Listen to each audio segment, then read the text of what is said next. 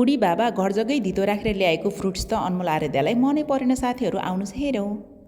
आजकै घरमा बाबाले पहिलोपल्ट एभोकाडो ल्याउनु भएको थियो साथीहरू। अनि मलाई पनि यो फ्रुट्स एकदम नौलो लागेको थियो, त्यही भएर एकदम एक्साइटेड हुँदै फटाफट यसलाई कटिङ गर्न थालेँ। सधैँ स्याउ केरा अनार खाँदा खाँदा दिक्क परेका केटाकेटीले आज त नौलो खालको फ्रुट्स खुवाउन पाइयो भनेर म पनि एकदम धेरै एक्साइटेड थिएँ साथीहरू। यता बाबाले भने मलाई जिस्काउँदै बोक्रा पनि नफाल है, 200 को एउटा दाना परेको छ भन्दै हुनुहुन्थ्यो। कति महँगो रहेछ साथीहरू यो फ्रुट्स त। यता मैले पनि फटाफट अनमोल आराध्य भएको ठाउँमा एभोकाडो काटेर प्लेटमा लगेर राखिदिएँ। अनमोल आराध्य चाहिँ धेरै एक्साइटेड भएर वाउ भन्दै खान थाले। तर अनमोल आराध्यको रियाक्सन चाहिँ हेर्न लायक थियो साथीहरू। यो त अनमोल आराध्यलाई मिठै लागेन। के हो यस्तो, मलाई त कस्तो मनै परेन भन्दै थिइन् आराध्य। ला अब बर्बादै हुने भयो, यति महँगो फ्रुट्स त अनमोल आराध्यलाई मनै परेन भनेर फेरि म फटाफट किचनमा आएर आधा लिटर दुधमा एभोकाडो राखेर मजाले मिक्स गर्न थालेँ। अब यति गरेपछि त अनमोल आराध्यलाई यो सेक कसो मन नपर्ला र भनेर फटाफट 2टा ग्लासमा भरिदिएँ साथीहरू। यसको बास्ना भने एकदमै एक्स्ट्रा लेभलको आइरहेको थियो साथीहरू। माथिबाट यसो ड्राई फ्रुट्स पनि राखिदिएँ अनमोल पढिरहेको ठाउँमा। ल अनमोल खाऊ त भनेर दिएँ। अनमोल भने धेरै नै एक्साइटेड देखिरहेका थिए साथीहरू। मैले एकचोटि खाउन कस्तो छ भनेको त अनमोलले सुरुप्प पिए। वाउ मम्मी एकदमै मिठो लाग्यो मलाई भन्दै थिए अनमोलले। यति सुनेपछि एउटा आमालाई कसो खुसी नलाग्ला र। अनि आराध्य खेलेको ठाउँमा पनि गएर ल आराध्य छिटो छिटो पिउ त भनेर दिएँ। आराध्य भने वाउ कति मिठो बास्ना आएको भन्दै थिए। यता आराध्यले पनि फटाफट एभोकाडोवाला सेक पिउन थालिन् साथीहरू। वाउ मम्मी यो त कस्तो मिठो अनि कति मिठो फ्लेभर आएको भन्दै थिइन्। हजुरहरू पनि यसरी ट्राई गर्नु होला।